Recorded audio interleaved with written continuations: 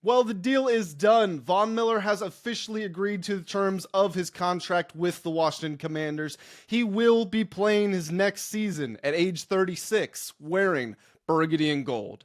We're going to be talking about that deal also, who Zach Ertz says is one of the young standouts of the offseason for the Commanders so far, and what did the Von Miller signing do for the Commanders' Super Bowl odds? We've got all of that coming up today, so please, if you are new around here, make sure you hit that subscribe button so you never miss out when I post any videos, whether we're talking about Commanders news, looking ahead to games or seasons, giving you my general thoughts and opinions, but most importantly, guys, this is the kicker, most importantly, asking for your opinion.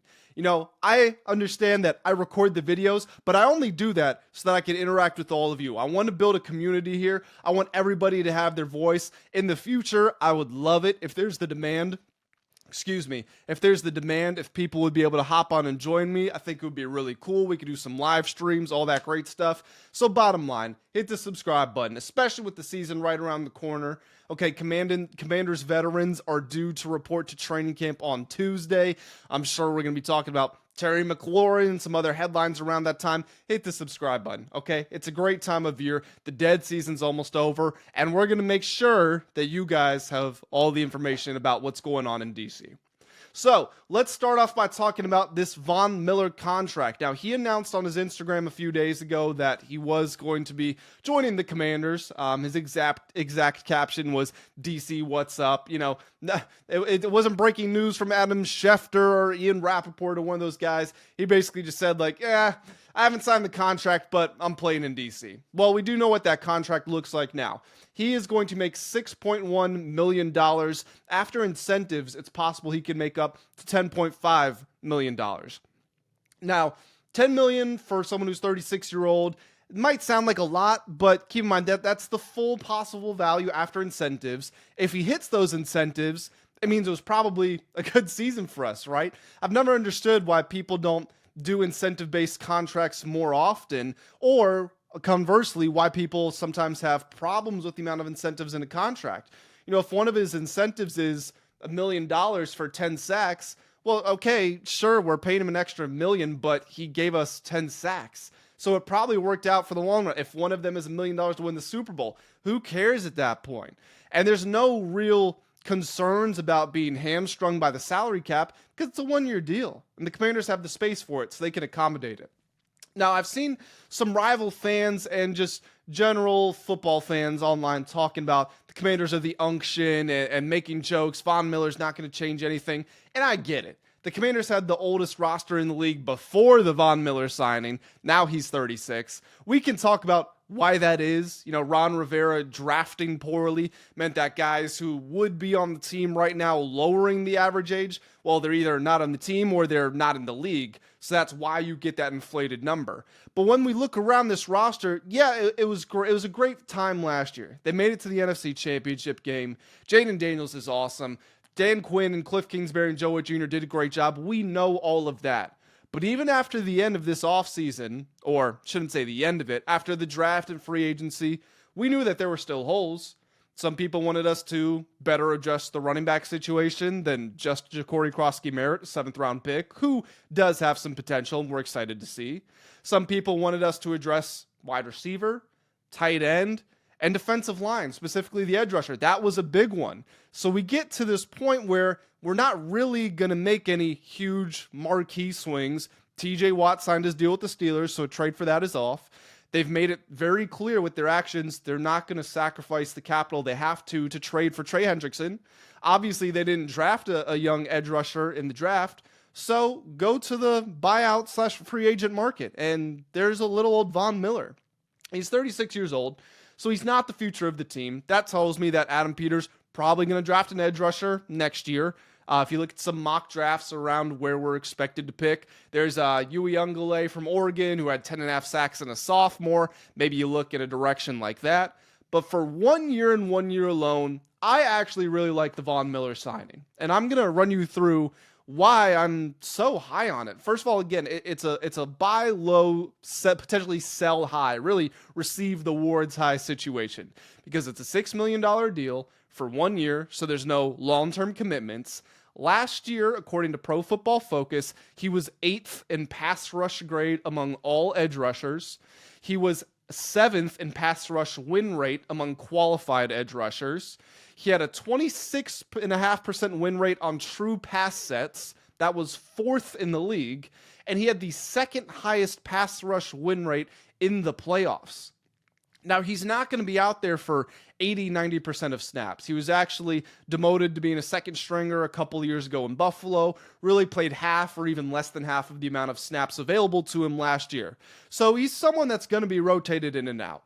But that's what the Commanders were going to do anyway. There was a quote from Joe Witt Jr., and a reporter had asked him, how are you going to replace the production of Dante Fowler, led the team in sacks last year with 10.5. And Joe Witt Jr. basically said, well, if you asked me last year, or if you asked anyone else, they wouldn't have guessed that Dante was going to get to 10.5 sacks. This year, I don't know if it will be one person. I don't know if it will be a committee. I don't know if it's going to change on a week-to-week basis, but we're going to get after the quarterback. Spot on. That's what Von Miller's going to do.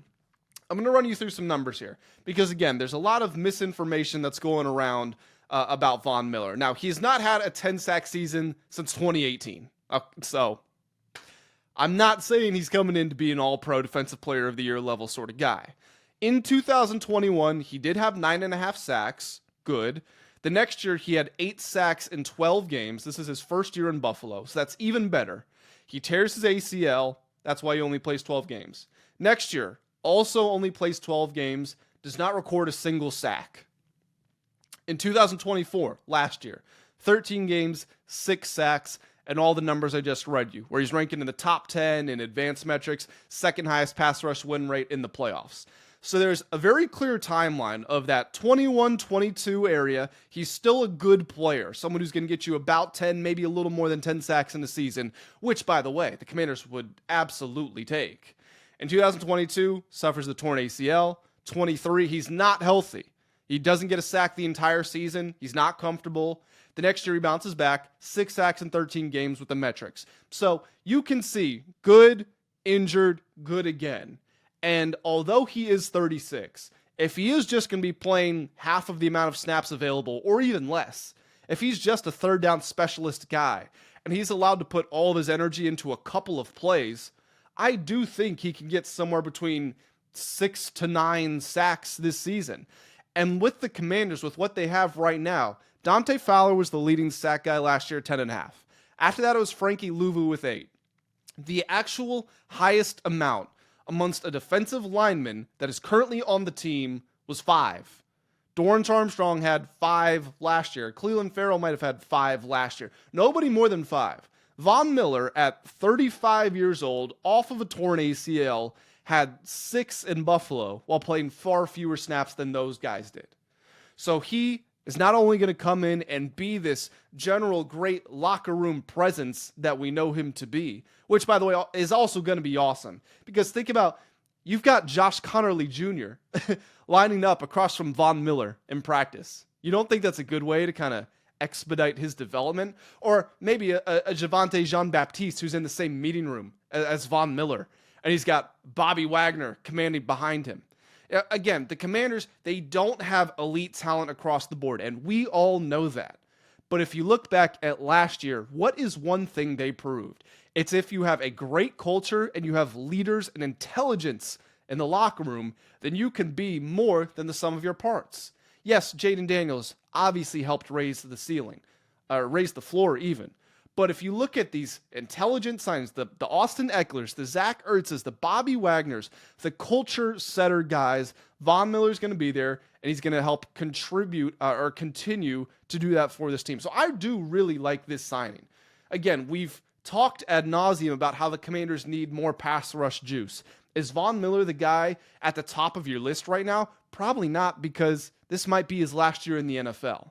But he is going to improve this team. And this is where I want to switch over to actually looking at some betting odds. Now, I don't know how much we're going to talk about betting stuff on this channel, but I do think it's a nice referendum on how impactful is Von Miller at this stage of his career. So I just want to put this out there. These gambling companies, they make money. They're not going to put betting odds out there that are going to lose. Every action they make is informed. And there's a very clear cause and effect here. So before the Von Miller signing, the Commanders were plus 1,900, 19 to 1 to win the Super Bowl. That was 7th. They moved up just a small bit, but they went from 19 to 1 to 18 to 1. That means they are now tied with the Rams for the 6th best odds. So an incremental improvement, but improvement nonetheless. When you're looking at the NFC, the Commanders were 5th at plus 1,000, 10 to 1 to win the NFC. They are now 9 to 1, which is tied for 4th. Actually, I'm just now noticing it was actually just standalone 4th. They were ahead of the 49ers. For the 49ers odds have moved a little bit now. So they are now tied with the 49ers. And they're just behind the Rams. But again, it's small improvements. And that's what I expected. I feel like that's fair. That's what most people should have expected. But if you looked at the general conversations that were happening online, they were acting as if this was a non-story or that it was even a bad thing, because why are we distracting focus from Terry McLaurin? Why are we worried about a 36-year-old Von Miller? And then you've got people saying like, well, you're going to give some of your money to Von Miller, but not Terry McLaurin. It's like, well, here's the thing. Different positions, different situations, a lot less money to Von Miller, shorter commitments, less guaranteed. It's not comparable at all. And then let's go to the division odds here. So to win the NFC East, the Commanders are just about 2 to 1. And I can get you the implied probability. There is an implied 32% chance the Commanders win the division. Obviously, the only team ahead of them is the Eagles, who have... Oh, I just realized my camera's shaking. I'm sorry about that.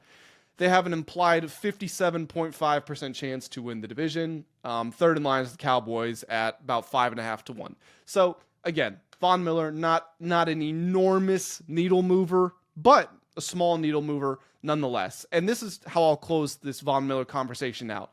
The Commanders don't need him to come in and change lives. If he can make one play per game, one play every other game, that's more than enough. That one play per game, one play every other game, that could have been the difference between the Commanders going 12-5 and 14-3. And at that point, maybe Philly doesn't have the number 1 seed. Maybe forget the number 1 seed. Maybe the Commanders won the division. And now you're not playing on the road in the NFC Championship game. And yeah, that would have changed things. You wouldn't have played the Buccaneers. You wouldn't have played the Lions. So it's not fair to do any of that. And I'm not saying that Von Miller or just anybody who adds that extra play per game, I'm not saying the Commanders would have won the Super Bowl because of that. I am saying that's what they missed last year, particularly on the defensive side of the ball. And I do feel like they have it now. Obviously, improvements can still be made. Still a lot of work to do in the upcoming free agencies and drafts, but you know, it is what it is, and we'll cross that bridge when we get to it. Before I get on out of here, I did also want to talk about who Zach Ertz named as his standout player, standout young player of the offseason so far. He said it was Jaylin Lane, the 4th-round receiver out of Virginia Tech, and this is a guy who there's a lot of belief in him, despite him having very limited production. I want to pull up his college stats here. So at Virginia Tech, and I think this is probably why some people are maybe so confused, or even why it's so unique that there's so much optimism about Jaylin Lane. At Virginia Tech, he did 3 years at Middle Tennessee State, 2 years at Virginia Tech. His first year there, he has 41 receptions for 538 yards, 6 touchdowns. His 5th season, he has 38 receptions for 466 yards, 2 touchdowns. So in 2 seasons there, he barely cracked 1,000 yards. He had 1,004. Less than 80 receptions, 8 touchdowns. Now, I'm sure you noticed this behind me. I went to Virginia Tech. I was in the stands. I was in the stadium when Jaylin Lane was playing. So I know what it looked like. The Virginia Tech offense was not good. People hate the offensive coordinator down there, Tyler Bowen. Kyron Drones came in with potential Heisman dark horse candidacy talks and just did not work out. Jaylin Lane was clearly the source of life on that offense. You can see it with his speed, his natural gifts. He ran a 4.3 at the combine. It was either a vertical or a broad jump. He recorded a very impressive performance. And I do believe, as he comes from a football background, his dad has been a coach all over South Carolina. I believe that he knows what it takes to work hard and improve. And as we know, the Commanders value culture here. So I don't think they would draft somebody they aren't confident can improve.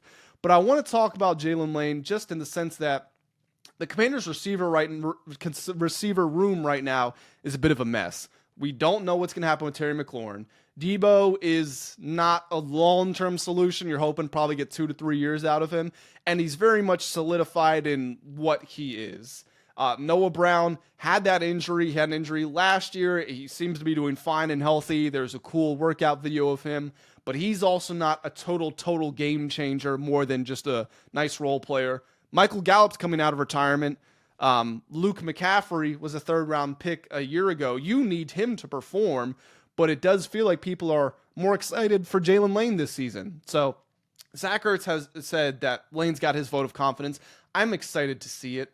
I'm really excited. I hope we can get sets where there's Debo and Lane on the field so we can get that speed and run after catch ability, because as much as Jaden Daniels made these incredible plays last year, the Commanders' actual explosive offense rate was relatively low. If you get playmakers with the ball in their hands, which I do believe that Debo and Lane can be, Lane being the best returner in this draft class, if you can get him on a tunnel screen and it sets up as a return, that's where he shines. He's almost like it's almost like when he catches the ball. He's not a running back, but when he catches the ball in space, he has the instincts and the vision of a running back. So I'm very excited to see that. Clearly, Zach Ertz is too. And, again, training camp starts next week.